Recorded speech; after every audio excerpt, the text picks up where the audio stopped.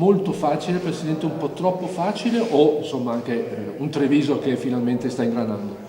Facile non è niente, perché abbiamo già visto anche dalle precedenti partite che oggi ci sei, domani non ci sei, però diciamo che piano piano stiamo entrando nella categoria, stiamo entrando nel gioco, i ragazzi cominciano piano piano anche a conoscerci, perché non dimentichiamo che noi siamo partiti con una squadra completamente nuova e con giocatori che nemmeno si conoscevano uno con l'altro. Quindi il rodaggio praticamente finito, insomma. Speriamo che sia così, insomma, speriamo. Adesso bisogna ovviamente iniziare una serie vincente. Adesso bisogna iniziare una serie vincente, bisogna continuare il percorso che abbiamo già cominciato, siamo terzi in classifica, oggi i risultati in qualche maniera ci hanno dato ragione di pensare che la categoria non esiste sicuramente una squadra predominante e guardiamo adesso alla prossima domenica che ci tocca all'Unione Sile. Adesso cominciano anche un po' i campi un po' pesanti, la pioggia eccetera.